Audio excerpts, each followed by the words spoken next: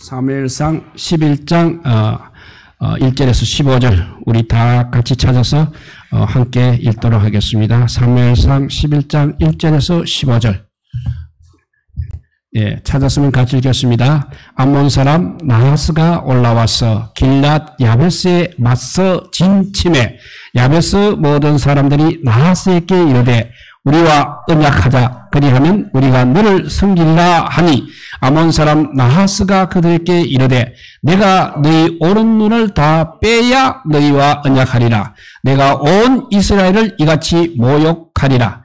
야베스 장로들이 그에게 이르되 우리에게 이래 동안 말미를 주어 우리가 이스라엘 온 지역에 전령들을 보내게 하라. 만일 우리를 구원할 자가 없으면 내게 나아가리라 하니라. 이에 전령들이 사울이 사는 기브아에 이르러 이 말을 백성에게 전하며 모든 백성이 소리를 높여 울더니 마침 사울이 밭에서 소를 울고 오다가 이르되 백성이 무슨 일로 울으라 하니 그들이 야베스 사람의 말을 전하니라. 사울이 이 말을 들을 때 하나님의 영에게 크게 감동되며 그의 노가 크게 일어나 한 겨리의 손을 잡아 각을 뜨고 전령들의 손으로 그것을 이스라엘 모든 지역에 두루 보내어 이르되 누구든지 나와서 사울과 사무엘을 따르지 아니하면 그의 소들도 이와 같이 하리라 하였더니 여호와의 두려움이 백성에게 임하며 그들이 한 사람같이 나온지라. 사울이 베색에서 그들의 수를 세어보니 이스라엘 자손이 30만 명이요 유다 사람이 3만 명이더라. 무리가 와 있는 전령들에게 이르되 너희는 길랏 야베스 사람에게 이같이 이르기를 내일 해가 더울 때 너희가 구원을 받으리라 하라. 전령들이 돌아가서 야베스 사람들에게 전하며 그들이 기뻐하니라. 야베스 사람들이 이에 이르되 우리가 내일 너희에게 나아가리니 너희 생각에 좋을 대로 우리에게 다 행하라 하니라. 이튿날 사울이 백성을 3대로 나누고 새벽에 적진 한가운데로 들어가서 날이 더울 때까지 아몬 사람들을 치매 남은 자가 다 흩어져서 둘도 함께한 자가 없었더라. 백성이 사무엘에게 이르되 사울이 어찌 우리를 다스리겠느냐? 한 자가 누구니까? 그들을 끌어내소서 우리가 죽이겠나이다. 사울이 이르되 이날에는 사람을 죽이지 못하리니 여호와께서 오늘 이스라엘 중에 구원을 베푸셨음이니라. 사무엘이 백성에게 이르되 오라 우리가 길갈로 가서 나라를 새롭게 하자. 모든 백성이 길갈로 가서 거기서 여호와 앞에서 사울을 왕으로 삼고 길갈에서 여호와 앞에 화목제를 드리고 사울과 이스라엘 모든 사람이 거기서 크게 기뻐하니라. 아멘. 이 시간에 우리 특송 하나님 앞에 올리도록 하겠습니다.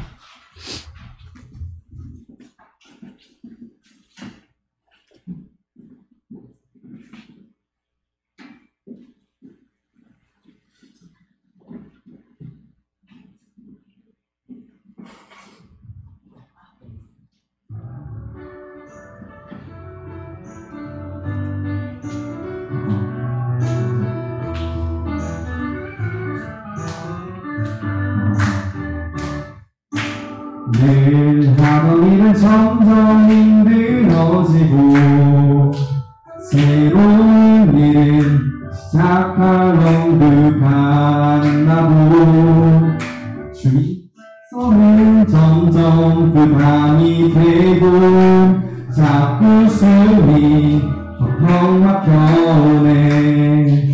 왜 이렇게 사는 게 힘들까? 사는 게 힘들까? 어디서부터 잘못된 걸까? 이제부턴가 주님 따라 걷던 길에 나만 혼자 바쁘게 걸어가고 있네. 이제 주님 먼저 가세요. 나 주님 따라갈게요. 내 삶을 이끌 능력이 내겐 없어요. 이제 주님 먼저 가세요. 나 주님 따라갈게요. 주님이 주인 되신 삶 가장 행복해요.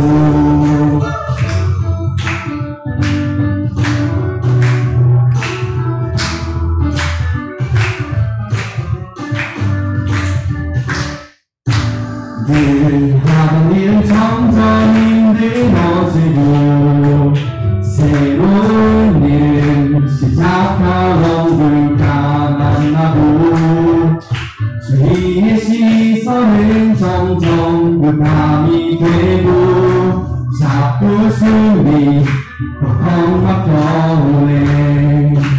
왜 이렇게 사는 게 힘들까? 사는 게 힘들까? 어디서 잘못된 걸까? 언제부턴가 주님 따라 걷던 길에 나만 혼자 바쁘게 걸어가고 있네. 이제 주님 먼저 가세요. 나 주님 따라갈게요.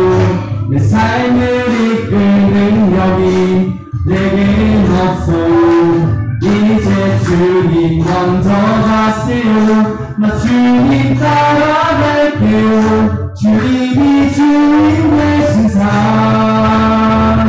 가장 행복해요. 이제 주님 먼저 가세요. 나 주님 따라갈게요. 내 삶을 이끌 능력이 내겐 없어. 이제 주님 먼저 가세요. 나 주님 따라갈게요. 주님이 주님 되신 삶 가장 행복해요. 가장 완벽해요.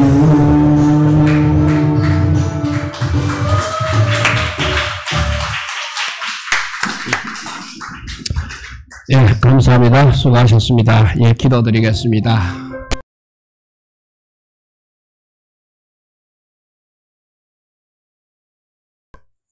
주인 되신 주님을 버리고 세상 눈치 보면서 살아가다 보니까 가장 힘든 삶을 지금 살고 있지 않느냐 생각되는 그런 가사가 오늘 찬양으로 이어졌습니다.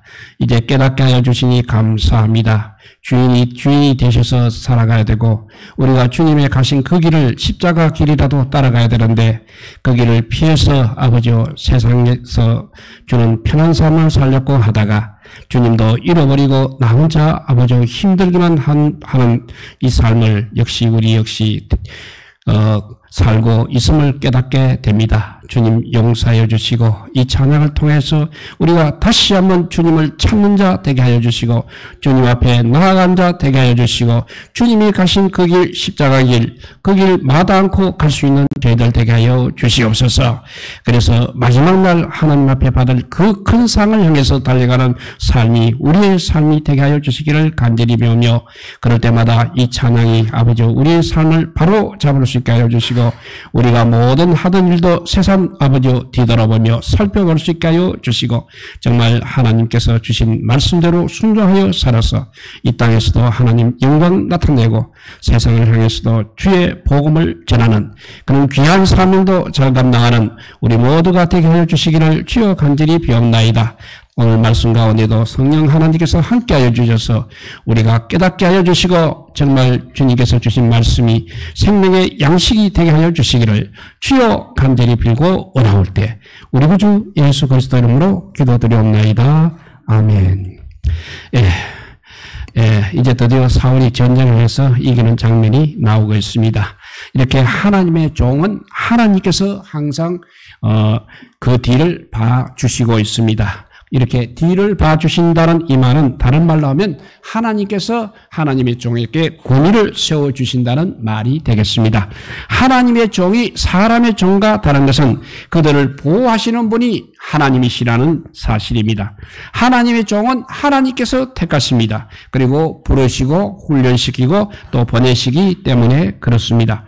만약 어떤 사람이 정말 하나님이 세운 하나님의 종이라면 그 사람의 삶에는 분명히 하나님께서 함께 하신다는 여러 증거들이 있게 마련입니다. 만약 하나님께서 그 종을 불러 세우시기만 하시고 뒤에서 후원하여 주시지 않는다면 이 세상에서 하나님의 종들처럼 불쌍한 사람은 없을 것입니다.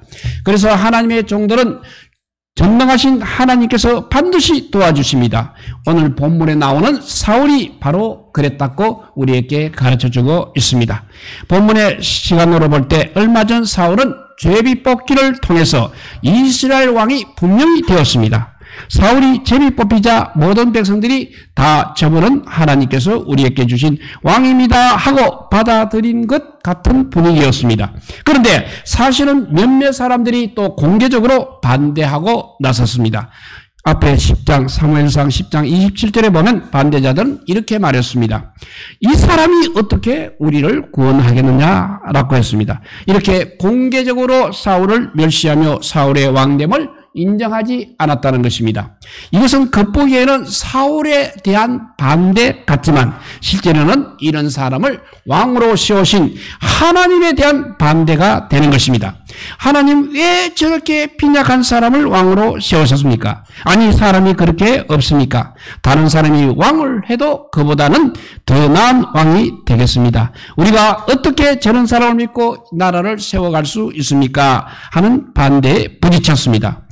이제 남은 것은 하나님께서 책임을 져주셔야 하는 것입니다. 이런 사람을 왕으로 세우신 것에 대해 하나님이 잘못했다고 사과를 하시든지 아니면 이 사람이 얼마나 합당한 왕인지를 이제는 증명해 주든지 해야 할 때가 되었습니다. 만약 사울이 하나님이 택하여 세운 하나님의 종이 분명하다면 하나님께서 사울과 함께 하시는 증거들이 있어야 하는 것입니다.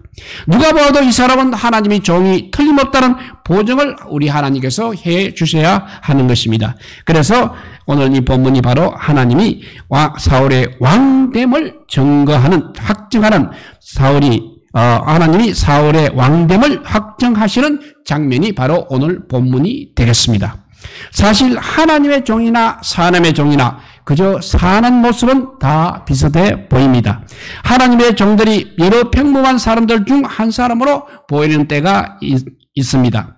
같이 살다 보면 별로 다를 바 없는 것 같습니다. 하나님의 종이라 해서 화장실을 안 가는 것도 아니고 하늘에 한 끼만 먹고 사는 것도 아닙니다. 감정이 없어서 누가 무엇이라고 해도 웃으면서 성인처럼 사는 것도 역시 아닙니다.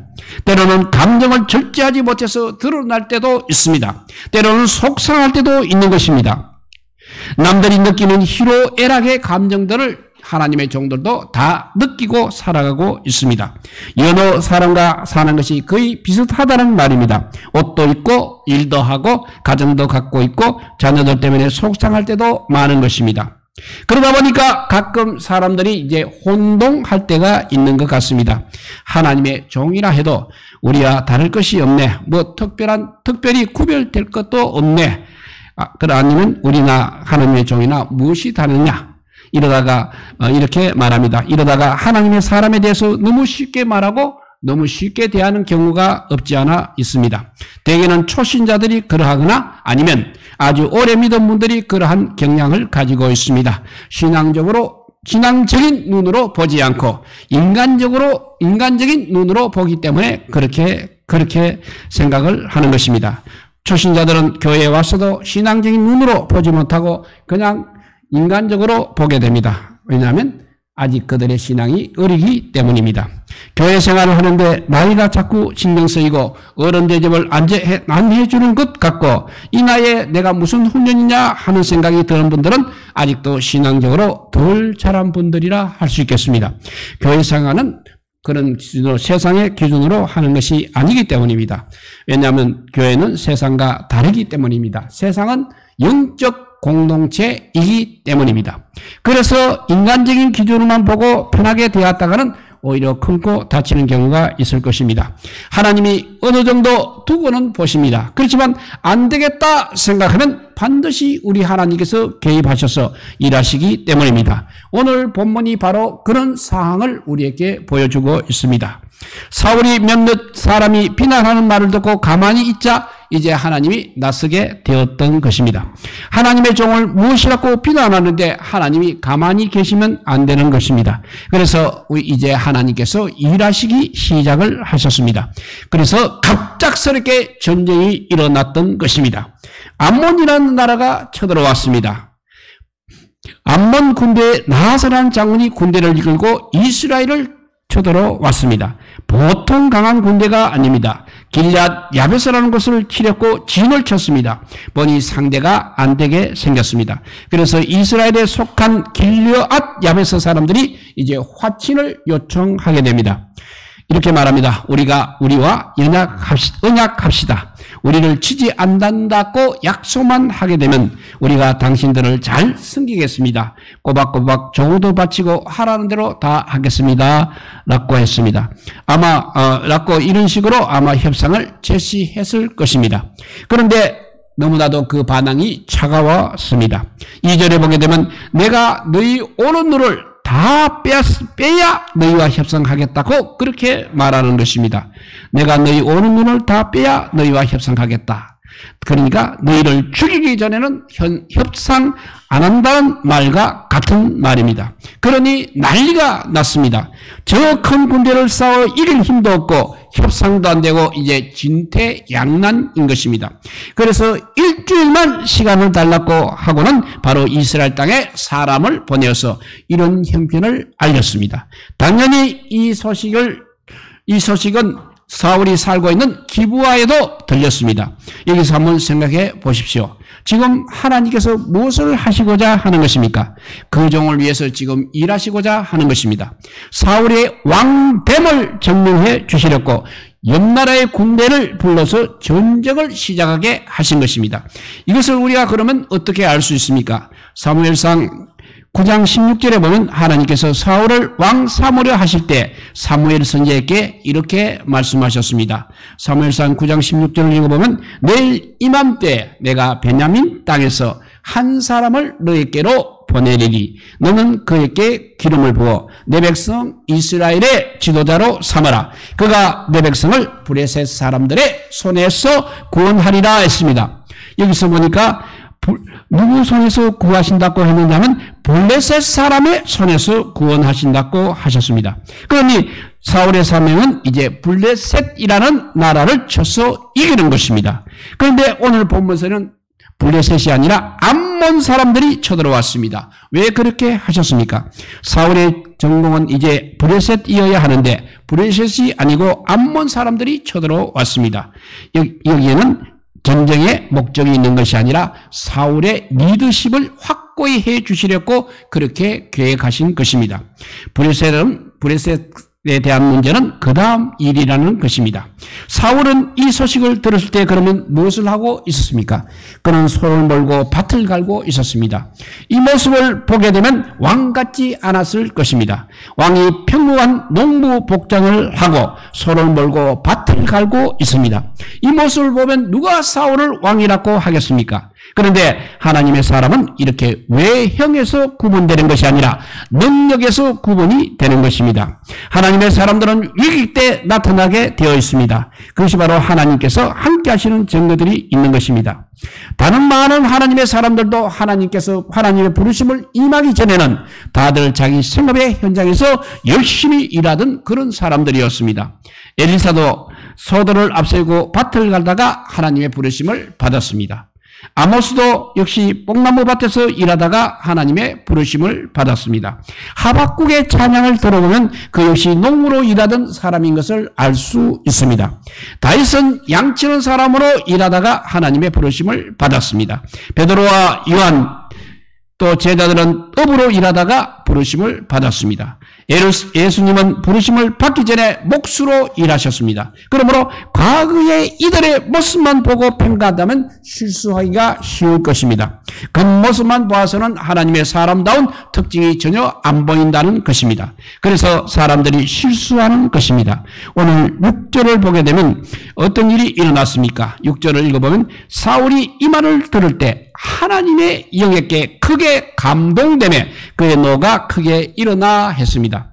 평소에는 멀쩡했습니다. 그러나 이 소식을 듣는 순간 하나님의 영, 하나님의 신이 크게 그를 감동시켰습니다. 하나님의 신이 감동되자 정말 참을 수 없는 분노가 일어났습니다. 아니 무시하고 그 이방신을 믿는 암몬 사람들이 우리나라 사람들을 눈을 번닫고 이런 못된 놈들 하면서 아마 분노를 일으킨 것입니다. 그래서 우리는 여기서 이제 두 가지 현상을 보게 됩니다. 첫째, 분노입니다. 우리는 대개 하나님의 신이 임하면 사람들이 찬송을 하거나 기도를 하거나 성격이 부드러워지거나 온유해지리라고 그렇게 기대를 합니다. 그런데 여기서 보면 꼭 그렇지만도 않다는 것을 볼 수 있습니다. 엄청난 분노가 일어났습니다. 화가 나서 밭을 갈고 있던 소 2마리를 그 자리에서 잡아서 각을 뜨고 이스라엘 각 지파에 보냈습니다. 여기서 우리는 무엇을 발견할 수 있는 것입니까? 사탄의 일을 보고, 사탄이 하는 일을 보고 침묵하는 것은 바로 하나님의 사람이 아니라는 것입니다. 우리가 이것을 알아야 됩니다. 사탄의 일을 보고 침묵하는 것은 하나님의 사람이 아니라는 것을 항상 명심해야 됩니다.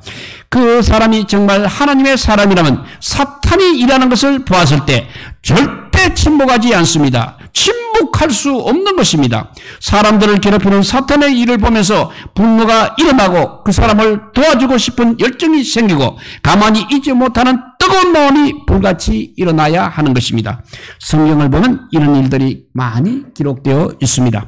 이것은 성격과 전혀 관계가 없습니다. 외향적이라고 되고 내성적이라고 해서 안 되는 것이 아닙니다. 왜냐하면 이것은 바로 우리 하나님께서 하시는 일이기 때문에 나도 모르게 그렇게 분노가 일어나는 것입니다.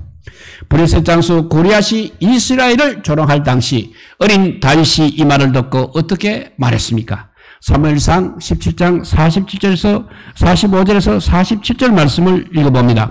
다윗이 블레셋 사람들에게 이르되 너는 칼과 창과 단창으로 내게 나오거니와 나는 만군의 여호와의 이름 곧 네가 모욕하는 이스라엘 군대의 하나님의 이름으로 너에게 나아가노라.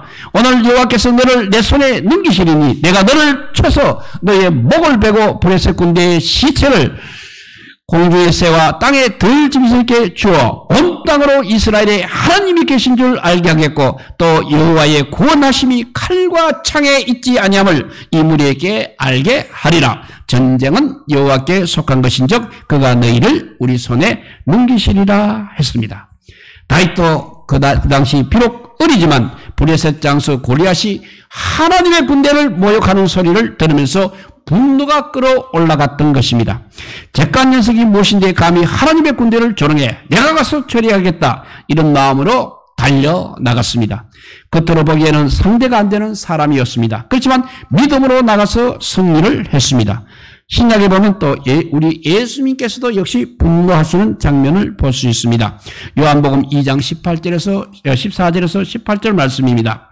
성전 안에서 소와 양과 부들기 파는 사람들과 돈 바꾸는 사람들이 앉아있는 것을 보시고 노건으로 채찍을 만드사 양이나 소를 다 성전에서 내쫓으시고 돈 바꾸는 사람들의 돈을 쏟으시며 상을 엎으시고 비둘기 파는 사람들에게 이르시되 여기서 이것을 가져가라.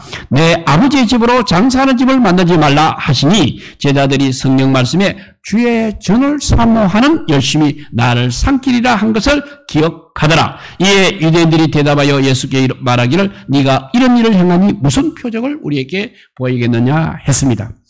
이렇게 하나님의 성전이 더러워지는 것을 보면서 우리 예수님은 참을 수 없는 분노를 느끼셨던 것입니다. 그래서 친히 노건으로 채찍을 만들었습니다. 그리고 내리치면서 상을 엎었습니다. 동물들을 성전에서 내쫓으셨습니다. 이는 자기 기분으로 한 것이 절대 아닙니다. 자기 감정으로 한 것도 역시 아닌 것입니다. 하나님을 향한 열정 때문에 이렇게 할 수 있었던 것입니다. 성령께서 그런 감동을 주시기 때문에 그렇습니다.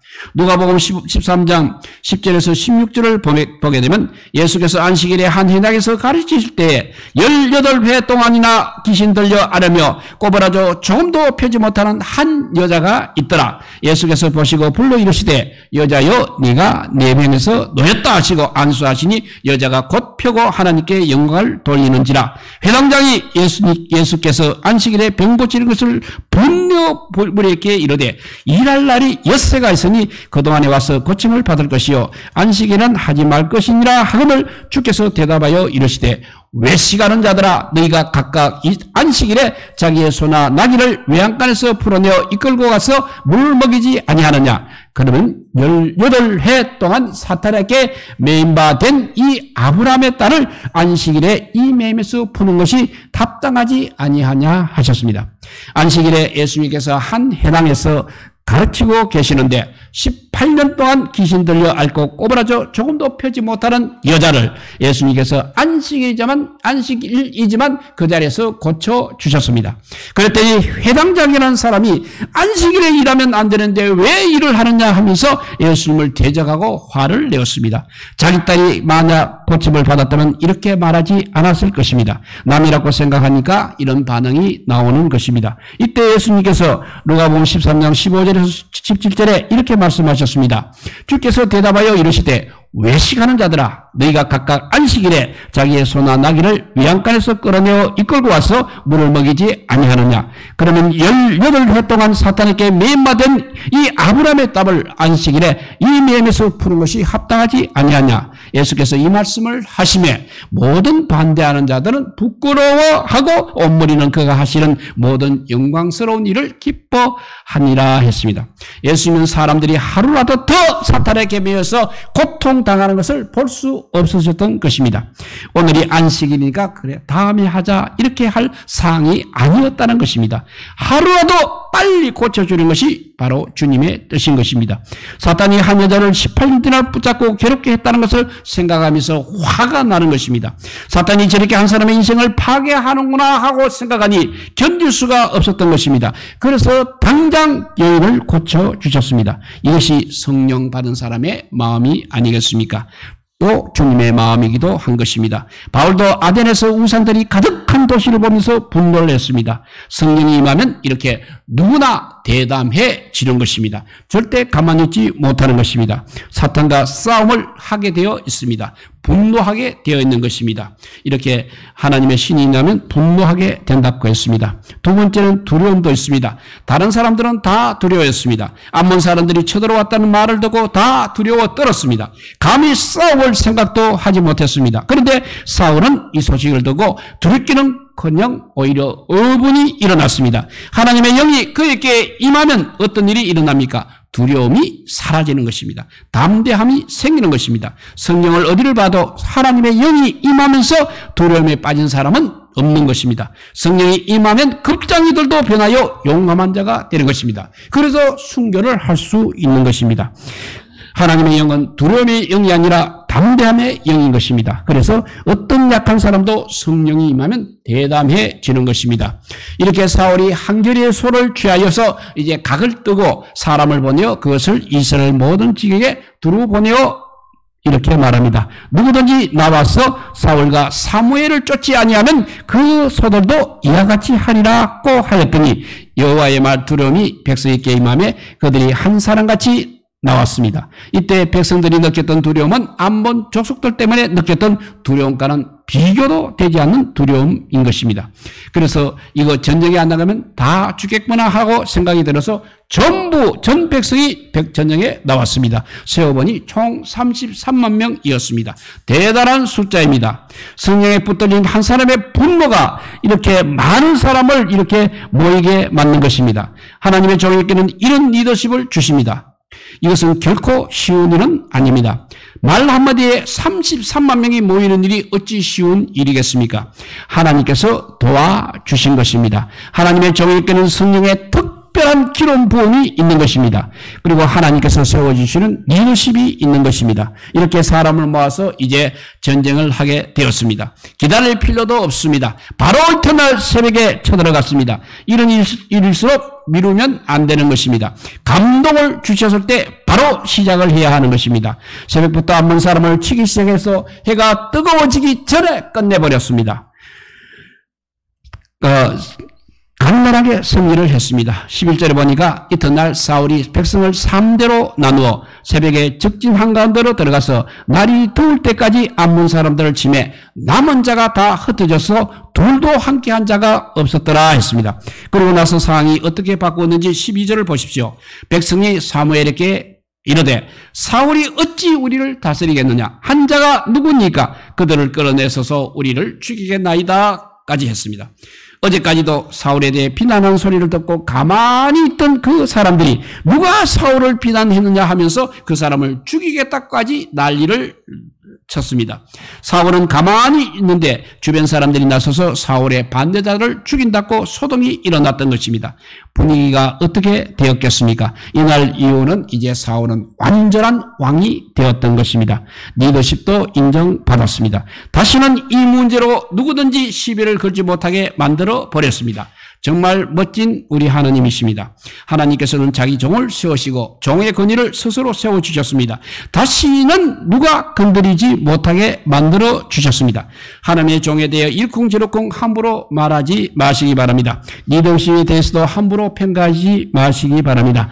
영적인 능력에 대해서도 영적인 인내 없네 함부로 말하지 마시기 바랍니다. 위기 때가 되면 다 드러나게 되어 있습니다. 그리고 평소에 내가 사람들 앞에서 했던 말들이 후에 오히려 나를 심판하는 그런 말이 되는 것입니다. 하나님의 종은 하나님께서 항상 그 뒤를 돌봐 주십니다. 그 뒤에는 하나님의 종이 하나님이 계시는 것입니다. 비록 우리 마음에 안 드는 부분이 있을지라도 하나님의 사람으로 믿고 받아들이는 지혜가 있어야 하겠습니다. 우리 모두 하나님의 종과 함께 하나님의 일을 하시는 하나님께 충성을 다하는 믿음의 사람들이 다 되시기를 우리 주님의 이름으로 축복드립니다. 기도하겠습니다. 사랑의 하나님 감사합니다. 정말 암몬 사람들이 갑자기 쳐들어와서 정말 이 온 세상이 망할 위기에 처해 있는 것도 다 하나님의 계획이라고 했습니다. 우리에게 지금 다가오거든 이 모든 유혹과 이 모든 두려움도 다 하나님께서 우리의 신앙을 자라게 하기 위해서 정말 하나님의 지도자들을 이끌어주기 위해서 이렇게 어려운 시기를 우리가 지내야 하는 것 같습니다.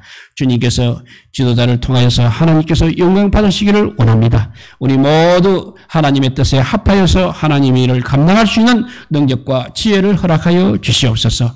그래서 하나님께서 하시는 일을 이러쿵저러쿵 말하기보다는 순종하는 저희들 되게 하여 주시옵소서. 그래서 하나님의 영광을 나타내는 하나님의 사람들이 다 되게 하여 주시기를 간절히 빌고 어려울 때 우리 구주 예수 그리스도 이름으로 기도드리옵나이다.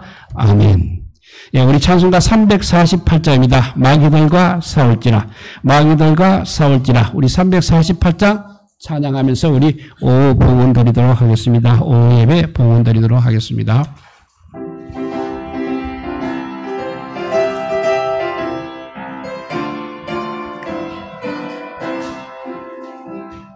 이들과 싸울지라 죄악 벗은 형제여 담대하게 싸울지라 저기 악한 적병과 심판날과 멜망의 날 내가 섰는 눈앞에 곧 다가오리라. 영광 할렐루야. 영광 할렐루야. 영광 할렐루야. 곧 승리하리라. 마귀들과 싸울지라 죄악 벗은 형제여 고함치는 우리들은 흉한 마귀 아닌가.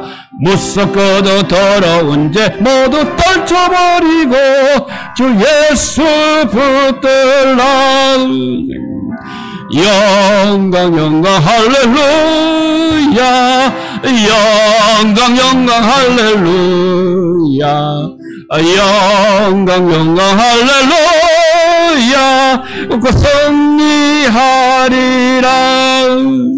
마귀들과 싸울지라 죄악 벗은 형제여 그주 예수 그리스도 거신 팔을 벌리고 너를 도와주시려고 서서 기다리시니 너 어서 나오라. 영광 할렐루야.